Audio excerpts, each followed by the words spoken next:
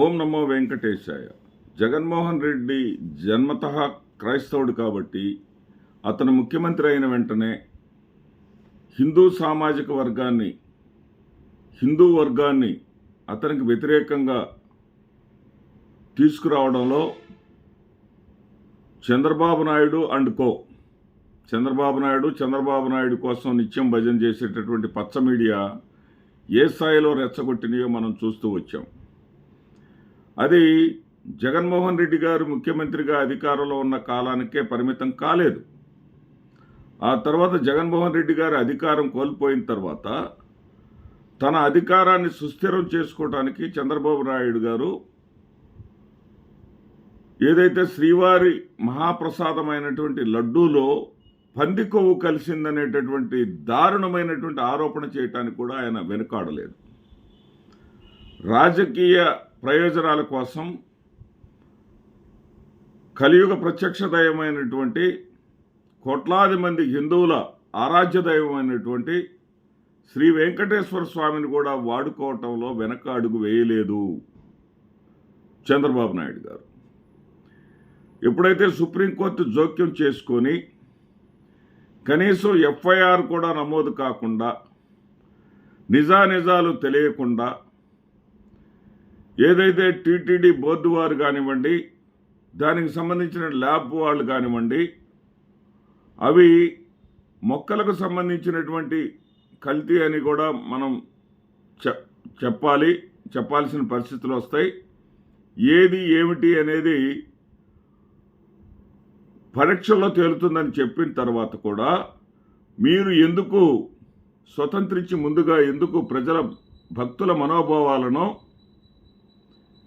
దెబ్బతీసేలాగా రాజకీయ ప్రయోజనాల కోసం ప్రవర్తించారు, చివరికి దేవుణ్ణి కూడా రాజకీయ ప్రయోజనాల కోసం వాడుకుంటారా అని సుప్రీంకోర్టు చీవాట్లు పెట్టిన తర్వాత దాని మీద విచారణ ఎటుపోయిందో తెలియదు. మరి దాని ప్రస్తావన కూడా ఇప్పుడు తీసుకురావడం లేదు. పైగా చంద్రబాబు నాయుడు గారే ఆ ప్రస్తావన ఎక్కడ కూడా ఏ ఛానళ్ళలో కానీ ఏ విధమైనటువంటి రాజకీయ సభల్లో కానీ తీసుకురావద్దని ఆదేశాలు జారీ చేసినట్లుగా సమాచారం. అంటే అది వికటించింది. చంద్రబాబు నాయుడు అనే వ్యక్తి జగన్మోహన్ రెడ్డి హిందూ మతస్థుడు, ఆయన ఆచరించేది హిందూ మతం కాదు కాబట్టి దానిని ఆసరాగా చేసుకొని చేయాలనుకున్నటువంటి రాజకీయం బెడిసి కొట్టడంతో జగన్మోహన్ రెడ్డి గారు దాని మీద తిరుమల శ్రీవారికి క్షమాపణ చెప్పడానికి పర్యటన పెట్టుకుంటే కూడా ఆయన పుస్తకంపై సంతకం చేయకుండా కొండ ఎక్కటానికి వీల్లేదని నానాయాగి చేసినటువంటి వీళ్ళు ఆయన ముఖ్యమంత్రిగా ఉన్న కాలంలో ముఖ్యమంత్రి కాకముందు ఒకసారి పుస్తకంలో సంతకం చేసిన తర్వాత మాటిమాటికి వచ్చి సంతకం చేయాల్సిన పని లేదు అన్న కనీస జ్ఞానం ఉన్నవాళ్లే వీళ్ళు, లేనివాళ్ళు కాదు. కానీ ప్రజలను రెచ్చగొట్టడమే వీళ్ళ భాగం, వీళ్ళ ఉద్దేశం. వీళ్ళు ఇన్ని చేస్తూ ఉంటే బహుశా శ్రీవారికే ఆగ్రహం వచ్చిందో ఏమో. ఏదైతే ఆ శ్రీవారి ఉత్తర ద్వార దర్శనం కోసం టికెట్ల కొనుగోలులో అమ్మకాల్లో అపశృతి చోటు చేసుకుంది. 6 భక్తుల ప్రాణాలు కోల్పోయారు. 6 భక్తుల ప్రాణాలు కోల్పోయినటువంటి సందర్భంలో టీటీడీ కొంతమంది అక్కడ చాలా స్పష్టంగా సమన్వయ లోపం కనిపించింది. టీటీడీ చైర్మన్ గారిని నిర్మించినటువంటి TV5 నాయుడు గారికి, అక్కడ ఏఓ గారికి, జేఓ గారికి మధ్య విభేదాలు ఉన్నట్లుగా చాలా స్పష్టంగా కనపడింది. అదేదో సాక్షి పత్రికలోనో లేకపోతే మాలాంటి విశ్లేషకులు చెప్పిందో కాదు, సాక్షాత్తు ఈనాడు పత్రికలో రాశారు. చంద్రబాబు నాయుడు గారి ముందే టీటీడీ చైర్మన్ నాయుడు గారు, జేఓలు ఘర్షణలు పడిన విషయాన్ని సాక్షాత్తు ఈనాడు పత్రికలోనే రాశారు. అంటే అక్కడ పరిపాలనా సమన్వయ లోపం ఉంది, నిర్ణయాలు తీసుకోవడంలో రాజకీయ సమన్వయ లోపం ఉంది, రాజకీయ సమన్వయ లోపం అనే పదాన్ని ఎందుకు వాడుతున్నానంటే, నేను ఇక్కడ ఏదైతే ఆ తొక్కిసలాటలో మరణించిన తర్వాత 3 అధికారుల మీద చర్యలు తీసుకున్నారు. ఒకరు IAS స్థాయి అధికారి మీద, రెండో వారు IPS స్థాయి అధికారి మీద, మూడో వారు గోశాల నిర్వహించేటటువంటి డైరెక్టర్ స్థాయి అధికారి మీద చర్యలు తీసుకున్నారు. 3 కూడా సస్పెండ్ చేశారు. వారితో పాటు అనేక మంది ఉద్యోగస్తులను కూడా సస్పెండ్ చేశారు. అయితే ఆ 3 స్థానాలను నేటికి భర్తీ చేయలేదు. దీనికి రాజకీయ సమన్వయ లోపం అనే పదాన్ని నేను వాడుతూ ఉన్నాను. రాజకీయ సమన్వయ లోపం తిరుమలలో రాజ్యమేలుతుందనడానికి మరొక ఉదాహరణ కూడా చెప్పగలను. అమిత్ షా ఆదేశాలతో గతంలో వైఎస్ఆర్సీపీ ప్రభుత్వంలో ఉండగా కూడా డైరెక్టర్గా ఉన్నటువంటి ఒక వ్యక్తిని అక్కడ మరలా కొత్తగా కూటమి ప్రభుత్వం అధికారంలోకి వచ్చిన తర్వాత చేసినటువంటి పాలక మండలిలో డైరెక్టర్గా మళ్ళీ ఆయనను కొనసాగించడం జరిగింది. దాని మీద అనేక విమర్శలు రావటమే కాకుండా ఆ వ్యక్తి ఏదైతే ప్రధానమంత్రి, రాష్ట్రపతి లాంటి వాళ్ళకి మాత్రమే అవకాశం ఉన్నటువంటి ద్వారం ద్వారా అతను ప్రవేశించబోతే మీరు ఇటు వెళ్ళటానికి వీల్లేదు అని అక్కడ టీటీడీ ఉద్యోగి అధికారి ఒక ఆయన, మీ ద్వారం ఇది కాదు, మీరు ఇలా రావటానికి వీల్లేదు అని చెప్పేసి అడ్డగిస్తే అతని మీద నానాయాగి చేసి అతన్ని తోసేసి ఆ యొక్క పాలక మండలి సభ్యుడు శ్రీవారి దర్శనం చేసుకోవడం జరిగింది. దాని మీద అక్కడ ఉద్యోగులందరూ కూడా ధర్నాకు దిగారు.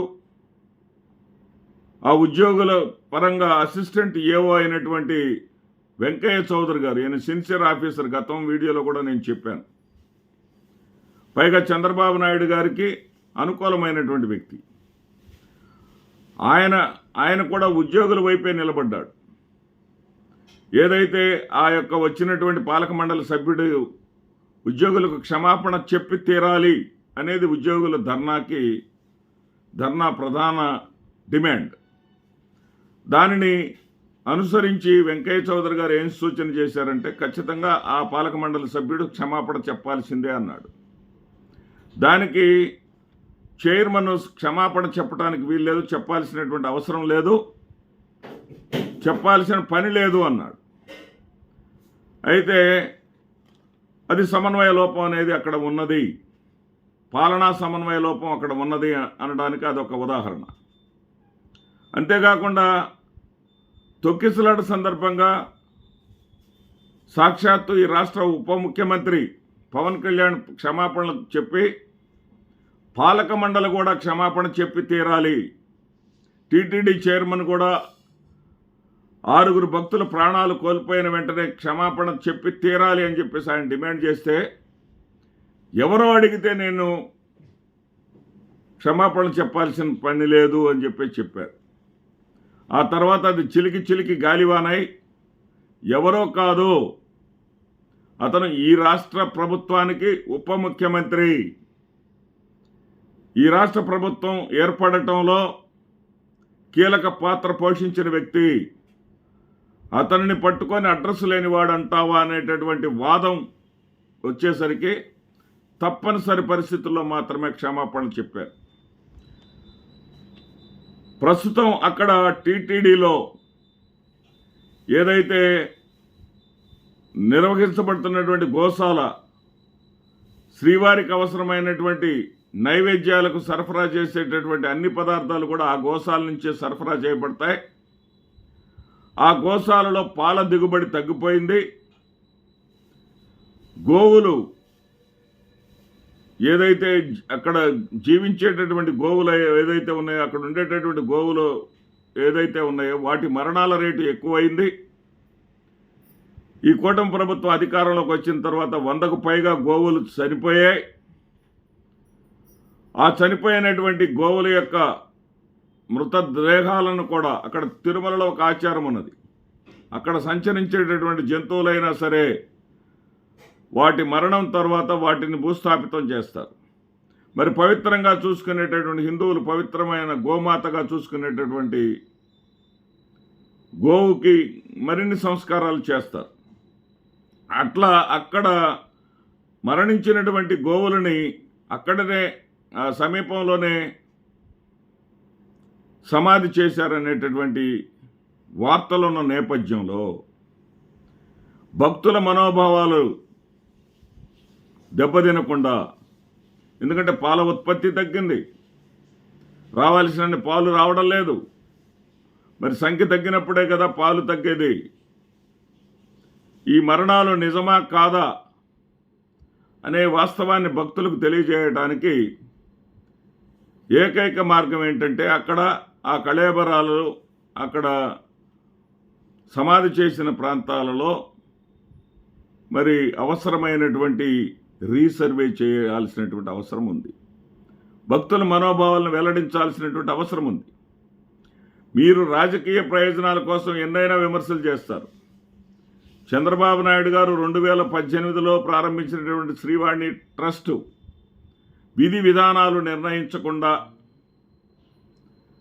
విధి విధానాలను తయారు చేయకుండా కేవలం శ్రీవాణి ట్రస్ట్ అనే దాని ద్వారా కొంత నిధులు సేకరించాలనేటటువంటి నిర్ణయాన్ని చంద్రబాబు నాయుడు గారు తీసుకుంటే, జగన్మోహన్ రెడ్డి గారి ప్రభుత్వం అధికారంలోకి వచ్చిన తర్వాత ఆ నిర్ణయాన్ని కొనసాగిస్తూ 10,500 రూపాయలు, 10,000 రూపాయలేమో శ్రీవారి ట్రస్ట్కి, టీటీడీ ట్రస్ట్కి డొనేషన్, 5,000 రూపాయలేమో దర్శనంకి సామాన్య భక్తులు కూడా చెల్లించేటటువంటి ఫీజు.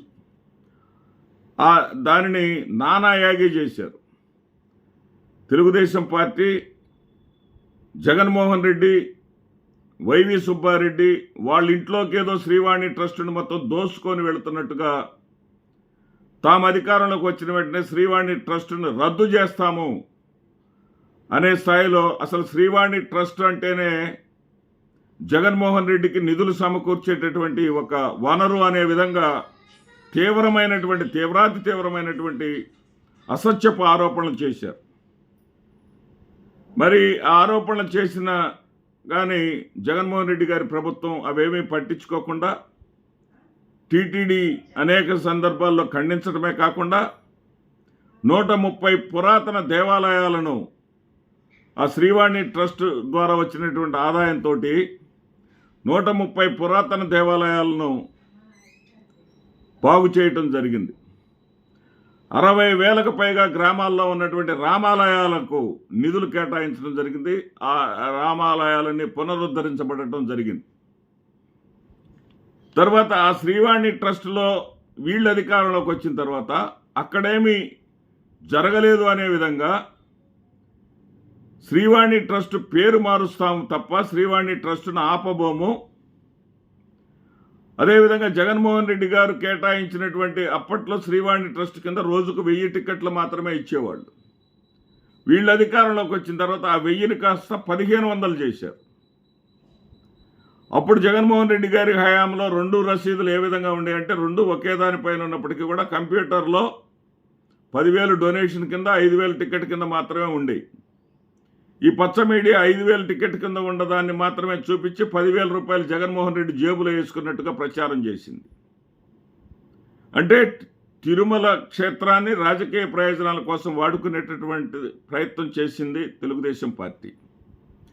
ఈ రోజున గోవుల వధ గురించి అక్కడ మాజీ చైర్మన్ 2 సార్లు చైర్మన్గా చేసినటువంటి భూమన కరుణాకర్ రెడ్డి గారు స్పష్టమైన ఆధారాలతోటి ఆయన మీడియా ముందుకు వస్తే ఆయన మీద ఎదురుదాడి చేసే కన్నా అక్కడే సమాధి చేయబడినటువంటి కళేబరాలను వెలికి తీసి వాస్తవాలు ప్రజలకు చెప్పాల్సినటువంటి అవసరం ఉంది.